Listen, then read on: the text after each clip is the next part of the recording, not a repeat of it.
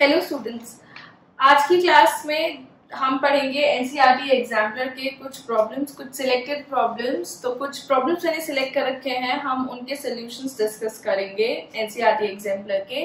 ये चैप्टर हमारे पास लास्ट लेक्चर में कंप्लीट हो चुका था, तो in this class we will be learning और we will be discussing some question based on this chapter, so that आपको ये पता चले आंसर को, किसी भी क्वेश्चन के आंसर को किस तरीके से अटेम्प्ट करना है, how to write the answers, और क्या बेटर नॉलेज आप किसी आंसर में प्रोवाइड कर सकते हैं। So first we will be starting with the questions. See, these are not numbered, these are just random questions that I have selected from the NCERT exemplar. So first question is saying, write the balanced chemical equation for the following reactions and identify the type of reaction in each case. कुछ reactions हमने select करे हैं उनमें से कि कौन से reaction आपके पास किस टाइप के, आपको ये बताने हैं। दूसरी बात, इनको आपको बैलेंस्ड फॉर्म में भी लिखना है। तो the first question is saying कि write the balanced chemical equation for the following reactions, identify the type of the reaction in each case. तो इसमें आपको जैसे पहला पार्ट दे रखा है, nitrogen gas is treated with hydrogen gas in the presence of a catalyst at 773 kelvin to form ammonium gas. ये जो आपको इंफॉर्मेशन रिटन है, इससे आपको एक इक्वेशन क्रिएट करनी है जिसके अंदर ये सारी इंफॉर्मेशन आप प्रोवाइड करें। तो आपको बोला गया है फर्स्ट पार्ट में कि नाइट्रोजन गैस आपके पास रिएक्ट कर रही है हाइड्रोजन गैस के साथ at 773 Kelvin to give ammonium gas. ठीक है, तो this is the reaction happening. इसे आप बैलेंस कर सकते हैं, ठीक है। और ये रिएक्शन हमारे पास किस टाइप का रिएक्शन है, आपको ये भी मेंशन करना है। तो इस रिएक्शन में आपके पास क्योंकि दो रिएक्टेंट और एक ही प्रोडक्ट है, तो this is an example of combination reaction, या फिर आप इसे सिंथेसिस रिएक्शन भी बोल सकते हैं, ठीक है। Second part is saying chlorine gas is pass in an aqueous potassium iodide solution to form potassium chloride solution and solid iodine. Chlorine gas है आपके पास, जिसे आपने पोटेशियम आयोडाइड aqueous सॉल्यूशन के अंदर डाला है ताकि आपके पास पोटेशियम क्लोराइड सॉल्यूशन बन जाए और सॉलिड आयोडीन रिलीज हो जाए। This is the information you are going to provide in this reaction. ये यहाँ पे हमने बैलेंस कर दिया रिएक्शन। और ये रिएक्शन किस टाइप का, आप देखेंगे क्लोरीन और आयोडीन का इंटरचेंज हो रहा है। तो दिस रिएक्शन में आपके पास अनायनिक डिस्प्लेसमेंट हो रहा है। Chlorine is displacing iodine, so it is an example of anionic displacement. तो आप डायरेक्टली नॉर्मल डिस्प्लेसमेंट भी लिख सकते हैं इस रिएक्शन को, ठीक है। नेक्स्ट पार्ट सेज कि आपके पास थर्माइट रिएक्शन है। Thermite reaction is basically the name of the reaction. In thermite reaction iron third oxide reacts with aluminium and gives molten iron and aluminium chloride. तो आपसे बोला गया है कि एल्यूमिनियम ऑक्साइड, आपके पास आयरन ऑक्साइड है, iron का थर्ड ऑक्साइड है विच is in solid form, solid form के अंदर होता है। ये आपके पास एल्यूमिनियम के साथ रिएक्ट कर रहा है to give aluminium oxide which is in solid form, और आयरन आपको देगा ये मोल्टन फॉर्म में। मोल्टन फॉर्म मतलब liquid form, it is not the aqueous form, it is the pure liquid form of an element और metal, ठीक है। तो ये आपको मोल्टन फॉर्म में मिल रहा है। बैलेंस अगर आप इस रिएक्शन को करना चाहते हैं तो यहाँ 2 और 2 लगा दीजिए। टाइप ऑफ रिएक्शन क्या है, फर्स्ट ऑफ ऑल ये एक रेडॉक्स रिएक्शन भी है, ये आपके पास एक रिडक्शन रिएक्शन भी है। Reduction and oxidation both are going hand in hand. ये एल्यूमिनियम यहाँ पे रिड्यूसिंग एजेंट है जो कि ऑक्सीजन को ले रहा है, और आयरन यहाँ पे, आयरन ऑक्साइड यहाँ पे ऑक्सीडाइजिंग एजेंट है जो ऑक्सीजन प्रोवाइड कर रहा है। तो this is a redox reaction. Now the D part says ethanol is burnt in air to form carbon dioxide, water and releases heat. Ethanol होता है हमारे पास C2H5OH. It is अल्कोहल, तो ये हमारे पास लिक्विड फॉर्म में होता है। इसको अगर हम ऑक्सीजन के साथ बर्न करा रहे हैं तो ये हमको CO2 दे रहा है, ये हमको H2O दे रहा है और ये हीट रिलीज कर रहा है। तो जो ये हमारे पास रिएक्शन हो रही है, it is an example of combustion reaction. इसमें आपके पास ethanol is undergoing combustion to give CO2, H2O and heat. So this reaction is combustion reaction, या you can write it down as redox reaction as well, क्योंकि इसमें carbon का oxidation हो रहा है और oxygen itself is getting reduced. So this was the first question we discussed. इस question में आपके पास डिफरेंट पार्ट्स फ्रॉम 2 क्वेश्चंस लिए गए हैं, तो एज इट इज आपको ये एग्जाम्पलर के अंदर नहीं मिलेगा, but these are just selected questions of the exemplar. तो next we are discussing question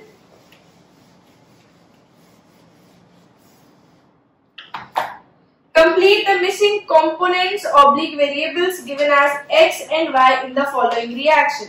reaction के अंदर आपको कुछ x एंड y करके सिंबल्स दिए हुए हैं, आपको ये आइडेंटिफाई करना है कि x की जगह पे क्या आएगा और y की जगह पे क्या आएगा।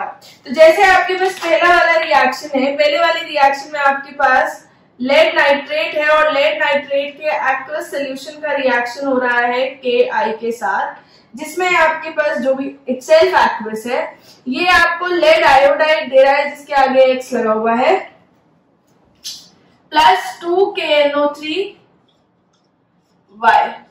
अब आपको इसके अंदर X और Y की जगह पे क्या चीज आनी चाहिए वो फाइंड आउट करनी है।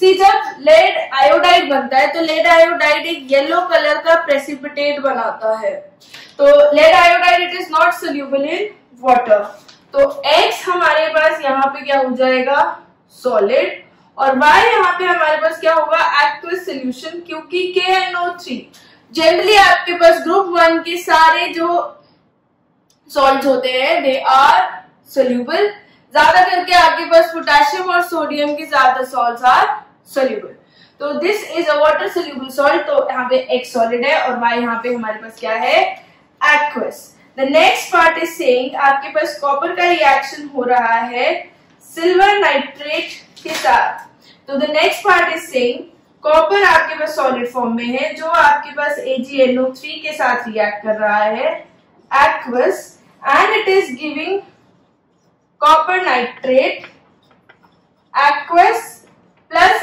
X आपको मिल रहा है जो कि सॉलिड फॉर्म का है, तो ये X हमारे पास क्या होगा, ऑब्वियसली ये रिएक्शन हमारे पास एक डिस्प्लेसमेंट रिएक्शन है, ये कॉपर कंबाइन हो गया इस NO3 के साथ, तो क्या बचा हमारे पास Ag, और Ag क्योंकि सॉलिड फॉर्म है तो X हमारे पास क्या है यहाँ पे Ag, so this X here is silver. Next part is कि जिंक आपके पास रिएक्ट कर रहा है सॉलिड H2SO4 के साथ एक्वस, तो ये आपको ZnSO4 दे रहा है, X प्लस H2 आपको दे रहा है Y। अब ऑब्वियसली हाइड्रोजन हमको पता है कैसी फॉर्म में रिलीज होगा, hydrogen will be release in gaseous state, तो हाइड्रोजन के आगे ये जो Y लगा हुआ है, this Y is for gaseous state, और जो आपके पास X है वो क्या हो जाएगा, एक्वस सोल्यूशन, क्योंकि zinc sulphate is soluble in water. Next question आपके पास जो है इसी का next part, that is calcium carbonate solid form में X के ऊपर, मतलब एक एरो जा रहा है जिसमें X ऊपर लगा हुआ है, ये आपको कैल्शियम ऑक्साइड दे रहा है, साथ ही साथ ये आपको दे रहा है CO2 गैस, ठीक है। तो ये रिएक्शन में आपको सिर्फ X फाइंड आउट करना है। X हम कैसे निकालेंगे भाई, ये रिएक्शन अगर आपको एरो के ऊपर दे रखा है X, तो एरो के ऊपर X देने का मतलब है कि ये आपको या तो मीडियम बता रहा है या एनर्जी का सोर्स बता रहा है या क्या बता रहा है, तो X यहाँ पे हमें पता है कि जो ये रिएक्शन है ये एक एंडोथर्मिक रिएक्शन है, यानी कि this reaction will happen in the presence of heat, तो इसमें हमें एनर्जी लगानी पड़ेगी, और क्योंकि ये एक नॉर्मल कार्बोनेट का डिकम्पोजिशन रिएक्शन है तो X यहाँ पे क्या हो जाएगा, डेल्टा। इस डेल्टा का मतलब ये है this reaction proceeds with some elevated temperature, जो हम ये डिकम्पोजिशन कर रहे हैं इसमें हमें एनर्जी का रिक्वायरमेंट रहा है, ठीक है।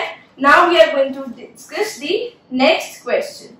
The next question says which among the following changes are exothermic और endothermic. जो हम चेंजेस डिस्कस करने वाले हैं उनमें से कौन से चेंजेस आपके पास एंडोथर्मिक चेंजेस है और कौन से चेंजेस आपके पास एक्सोथर्मिक चेंजेस है. तो the A part is saying कि डीकंपोजिशन ऑफ फेरस सल्फेट. अब क्योंकि इसमें डीकंपोजिशन वर्ड आ गया तो इसकी वजह से हम क्या कह सकते हैं, ये एक एंडोथर्मिक चेंज है क्योंकि हम इसमें इस रिएक्शन के अंदर हम फेरस सल्फेट को तोड़ने की कोशिश कर रहे हैं. So when we are breaking down ferrous sulphate this reaction will be an endothermic reaction. दूसरा है हमारे पास dilution of H2SO4 that is sulphuric acid. जब हम डाइल्यूशन करते हैं तो वो एक्सोथर्मिक प्रोसेस होता है. अगर हम किसी स्ट्रॉन्ग एसिड बेस का डाइल्यूशन कर रहे हैं तो वो आपके पास एक एक्सोथर्मिक प्रोसेस होता है. तो अगर आपके पास बेस का है तो वो भी आपके पास एक्सोथर्मिक प्रोसेस होगा. लेकिन अगर आपके पास किसी एक नॉर्मल वीक क्या कहें एसिडिक सॉल्ट या बेसिक सॉल्ट इन चीजों का है तो आपके पास जैसे सपोज डिसोल्यूशन ऑफ, अगर आप डिसॉल्व कर रहे हैं dissolution of NH4Cl in H2O, ये हमारे पास एक एंडोथर्मिक प्रोसेस होता है. इसके अंदर NH4 positive ions and Cl negative ions will be distributed in the water और ये रिएक्शन हमारे पास एंडोथर्मिक प्रोसेस होता है. ठीक है. Next we are going to do identify the oxidizing agent in the following reactions. आपको कुछ रिएक्शंस गिवन है, उन रिएक्शंस के अंदर आपको ऑक्सीडाइजिंग एजेंट फाइंड आउट करना है. तो ऑक्सीडाइजिंग एजेंट हमारे पास कौन सा एजेंट होता है? ऑक्सीडाइजिंग एजेंट वो होता है जो कि खुद रिएक्शन में रिड्यूस हो रहा हो और दूसरे को ऑक्सीडाइज कर रहा हो. Something which is getting reduced itself and oxidizing the other material, it is an oxidizing agent. ठीक है. तो रिएक्शन आपसे बोल रहा है कि आपके पास PbCO4 का रिएक्शन HCl के साथ हो रहा है और ये आपको दे रहा है PbCl2 plus Cl2 plus H2O. इस रिएक्शन के अंदर आपके पास क्या चीज है जो कि ऑक्सीडाइजिंग एजेंट होगी? Pb3O4. क्योंकि ऑक्सीजन कौन प्रोवाइड कर रहा है? Pb3O4. So this Pb3O4 is the oxidizing agent and this HCl is the reducing agent. मैं साथ में लिख देती हूँ, वैसे पूछा नहीं गया है क्वेश्चन के अंदर, but you can mention कि this is reducing agent. ये रिड्यूस कर रहा है लेड को और खुद ऑक्सीडाइज हो जा रहा है यहाँ पे Cl. ठीक है. The next reaction given is आपके पास रिएक्शन हो रहा है मैग्नीशियम और ऑक्सीजन का, ये MgO दे रहा है. ठीक है. These are not balance reaction, में बैलेंस नहीं कर रही के चल रही. ऑक्सीजन यहाँ पे ऑक्सीडाइज कर रहा है Mg को, तो इटसेल्फ ही यहाँ पे क्या हो जाएगा? Oxidising agent. और Mg यहाँ पे क्या हो जाएगा? Reducing agent. ये हम डिवाइड नहीं कर रहे हैं इसको. ठीक है. ये मैं सिर्फ लिख दे रही हूं कि आपके पास क्या चीज क्या है. ठीक है. और सवाल में आपसे सिर्फ ऑक्सीडाइजिंग एजेंट पूछे हैं तो you need to mention only the oxidising agents. आपको ये सारी चीजें लिखने की जरूरत नहीं है रिएक्शन में या क्वेश्चन के आंसर में. नेक्स्ट क्वेश्चन इज, इसी का तीसरा पार्ट है हमारे पास, CuSO4 plus Zn gives Cu plus ZnSO4. इस रिएक्शन में जिंक कॉपर को रिड्यूस कर रहा है क्योंकि खुद यहाँ पे ऑक्सीडाइज हो जा रहा है. तो this is the reducing agent and this is the oxidizing agent. फिर उसके बाद में डी पार्ट में आपके पास है V2O5 का रिएक्शन आप करवा रहे हैं कैल्शियम के साथ में. ये कैल्शियम ऑक्साइड दे रहा है और वेनेडियम यहाँ पे अलग हो जा रहा है. V is the symbol of vanadium. तो ये हमारे पास ऑक्सीडाइजिंग एजेंट हो गया और ये हमारे पास रिड्यूसिंग एजेंट हो गया. ठीक है. नेक्स्ट रिएक्शन में हमारे पास हम लिख रहे हैं कि आपके पास CuO है और इसका रिएक्शन आपके पास H2O के साथ हो जा रहा है। ये आपके पास कॉपर बना ले रहा है और सारा का सारा H2O के अंदर कन्वर्ट हो रहा है। तो this here it is the oxidising agent. ठीक है, यहाँ पे आपके पास CuO is the oxidising agent, ये नहीं लगेगा। So now we are going to discuss some other questions. Question आपसे कह रहा है, next question is saying कि आपके पास why do fireflies glow at night? The question number 5th of my sheet already. ये आपके पास कह रहा है why do fireflies glow at night? Fireflies आपके पास रात में ग्लो क्यों करती हैं? फायरफ्लाइज हमारे पास रात में ग्लो इसलिए करती हैं क्योंकि फायरफ्लाइज के अंदर एक प्रोटीन होता है जो कि एयर और एक एंजाइम की प्रेजेंस में रिएक्शन करता है। ठीक है, जब वो रिएक्शन होता है तो उस रिएक्शन में आपके पास एक विजिबल लाइट का एमिशन होता है। विजिबल लाइट उस रेंज में फॉल करती है जिसे हम जनरली अपनी आंखों से देख सकते हैं। फायरफ्लाइज क्या होते हैं? दे आर बेसिकली, हिंदी में आपने सुना होगा जुगनू, जुगनू जैसे रात में चमकते हैं। फायरफ्लाइज हमारे पास जुगनू ही होते हैं। ये रात में इसलिए चमकते हैं, ये चमकते तो सारा टाइम, रात में हमको दिखाई दे जाते हैं बस। तो ये आपके पास इसलिए चमकते हैं क्योंकि जो प्रोटीन है वो एयर के प्रेजेंस में और एंजाइम के प्रेजेंस में रिएक्शन करता है, जिससे रिएक्शन के प्रोडक्ट में आपको विजिबल लाइट का एमिशन होता है। वो विजिबल लाइट एमिट होने की वजह से हम उसको अपनी आंखों से चमकते हुए देख सकते हैं। This procedure is also known as bioluminescence, यानी कि it is happening biologically, this is bioluminescence. ठीक है, नेक्स्ट क्वेश्चन आपसे कह रहा है कि अगर आपके पास जो ग्रेप्स होते हैं, grapes attached with a tree are not fermented. Fermented मतलब थोड़ा सा उसका नेचर खराब हो जाना, थोड़ा सड़ जाना, या उसको सड़ते सड़ते ही हम यूज कर लेते हैं, थोड़े टाइम बाद धीरे धीरे उसमें कुछ डिकम्पोजिशन सा होने लग जाए। तो जो आपके पास फर्मेंटेशन होता है जनरली ये हैपन होता है इन द प्रेजेंस ऑफ एंजाइम्स, तो या फिर माइक्रोब्स वगैरह। तो आपसे पूछा गया है कि जो grapes attached with the tree होते हैं, they are not fermented, but when these grapes are plugged from the tree they can be fermented easily. Why? जो ग्रेप्स आपके पास ट्री से लगे हुए हैं वो फर्मेंट नहीं हो सकते, but once you plug them from the tree ये आपके पास फर्मेंट किए जा सकते हैं and they can be converted into alcohol. Is this a chemical change और अ फिजिकल चेंज? ये आपसे सवाल में पूछा गया है, क्या ये चेंज केमिकल चेंज है या फिजिकल चेंज है? सी, जब ग्रेप्स आपके पास ट्री से लगे हुए होते हैं, when they are attached with the tree they will act as living things like we are. हम अगर अभी लिविंग है तो हमारे अंदर ऐसे कोई डिकम्पोजिशन नहीं स्टार्ट होगा, but once we get dead like the grape is plugged from the tree it can start decomposing and it can be fermented easily. तो इसी तरीके से उसका फर्मेंटेशन किया जा सकता है क्योंकि उसका इम्यून सिस्टम बिल्कुल खत्म हो चुका है। तो when the grape is plugged from the tree the immune system of the grape has been क्या कहें डिस्ट्रॉयड और that grape can be fermented in the presence of microbes. ठीक है, और जब वो माइक्रोब्स की प्रेजेंस में हम उसका फर्मेंटेशन कर देते हैं तो ये हमारे पास अल्कोहल का फॉर्मेशन करता है।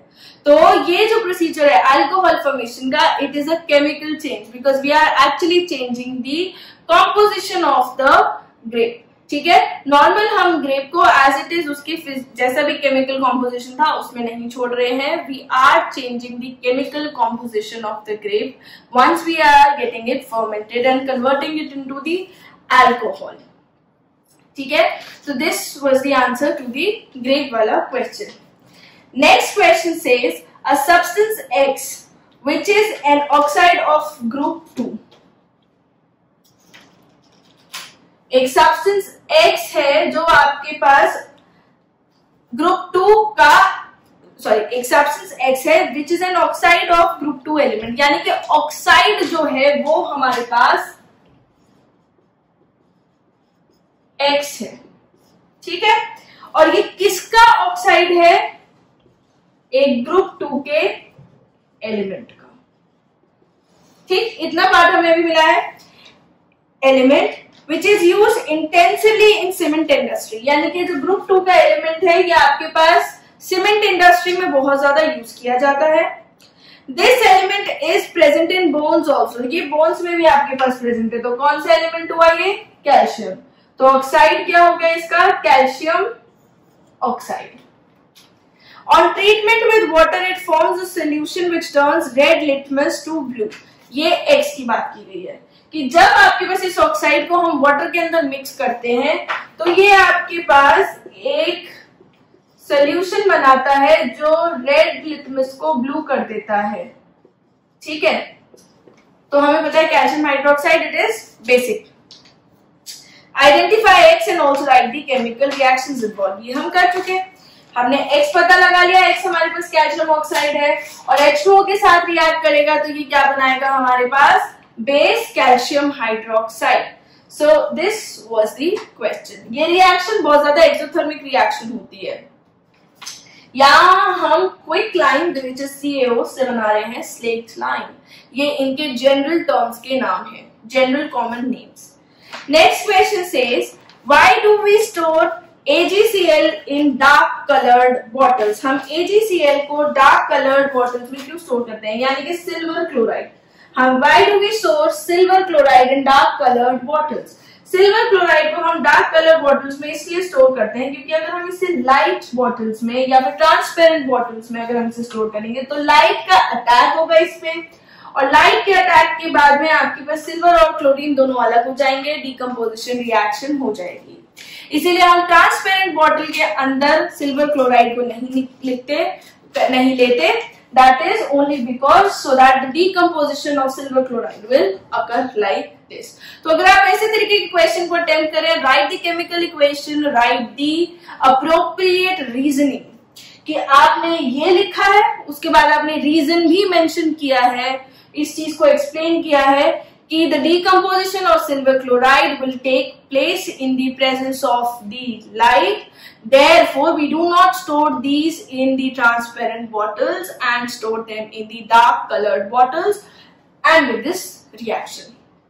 ठीक है, I am only writing down the reaction. आप पूरा explanation करके लिखेंगे तो that only gives like stars to your answer. Next question says zinc liberates hydrogen gas when reacted with dilute HCl, whereas copper does not. Why? Zinc आपके पास जब hydrogen gas के साथ react करता है तो वो आपके पास जब जिंक आपके पास जब डाइल्यूट HCl, जिंक जब आपके पास डाइल्यूट HCl के साथ रिएक्ट करता है तो वो आपको हाइड्रोजन गैस देता है।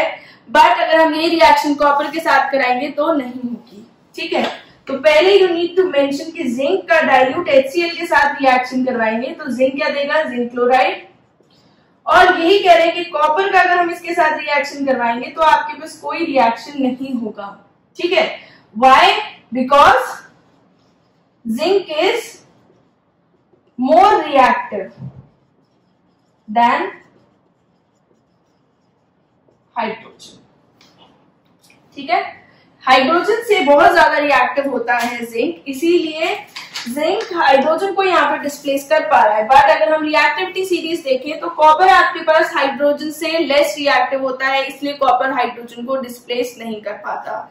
इस चैप्टर में it is very important that you must have read और अंडरस्टूड दी रिएक्टिविटी सीरीज। आप प्लीज उसे बाय हार्ट लर्न कर लीजिए because that reactivity series will be very important in your future topics like metal non metal और like metallurgy. इन सब में आपके पास reactivity series बहुत ज्यादा आने वाली है, पीरियोडिक टेबल, तो इसलिए बहुत जरूरी है आप रिएक्टिविटी सीरीज याद कर लीजिए बाय हार्ट।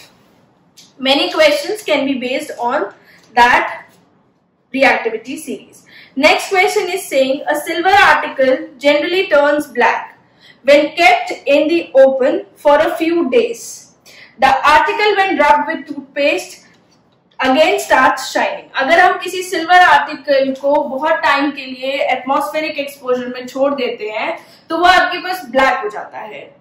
अगर हम उस सिल्वर आर्टिकल को टूथपेस्ट से रब करें तो वो सिल्वर आर्टिकल आपके पास फिर से शाइन करने लग जाता है। Why? That is because कि जब आप सिल्वर आर्टिकल को एटमॉस्फेरिक एक्सपोजर में छोड़ देते हैं तो वो सिल्वर सल्फाइड का लेयर लगा लेता है अपने ऊपर। ठीक है, क्वेश्चन वाला पार्ट अब आया है, why do silver article turns black, name the phenomena, कि ये ब्लैक क्यों हो जाता है। ये ब्लैक इसलिए हो जाता है आपके पास क्योंकि जो Ag है ये H2S के साथ कंबाइन करके AgS बना लेता है which is of black colour. ये आपके पास प्रेजेंट इन एटमॉस्फेयर होती है कम अमाउंट में, बहुत कम अमाउंट में।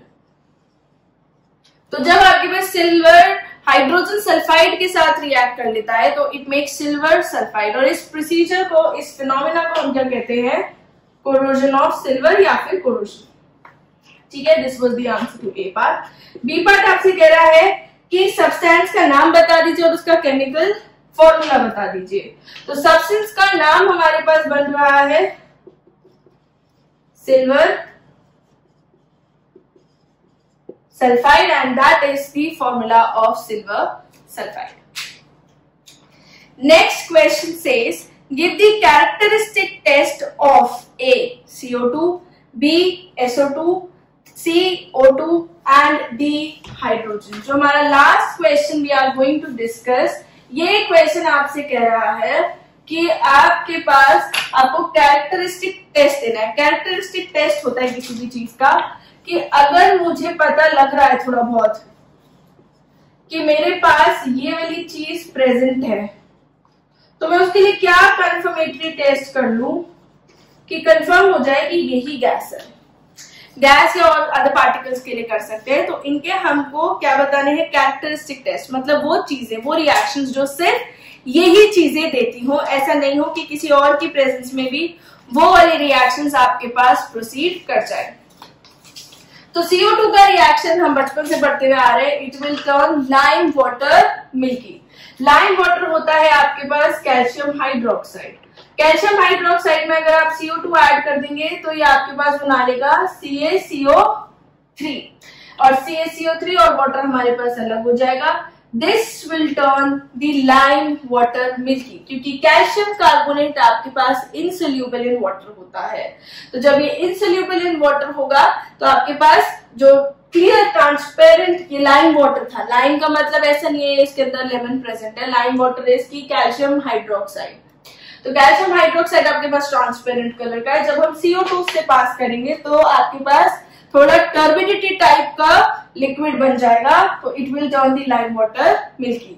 अगर हम फर्दर बहुत ज्यादा, अगर हम इसमें और ज्यादा CO2 ऐड करते चले जाते हैं तो ये आपके पास इसकी टर्बिडिटी चली जाती है।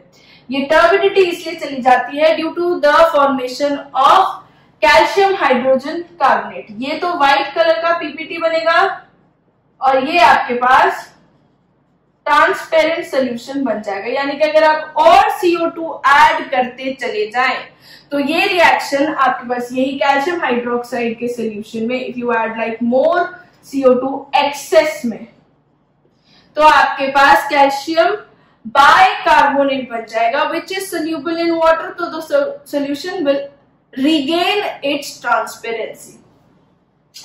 Next we have like characteristic experiment for SO2. SO2 का अगर हमें characteristic change देखना है तो SO2 के लिए क्या करेंगे, हम लेंगे एसिडिफाइड पोटेशियम डाइक्रोमेट।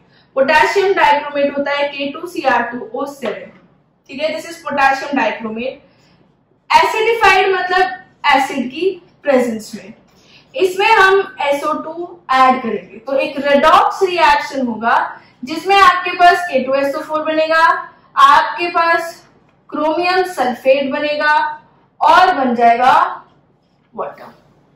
ठीक है, तो ये जो आपके पास ऑरेंज कलर का सोल्यूशन है इसका कलर चेंज हो जाएगा और ये सोल्यूशन आपके पास ग्रीन कलर का हो जाएगा। यहाँ ये ऑरेंज कलर का सोल्यूशन था, अगर हम SO2 इससे पास करेंगे तो it will turn green and that green is due to the formation of chromium sulphate. तो this reaction is the characteristic reaction of SO2।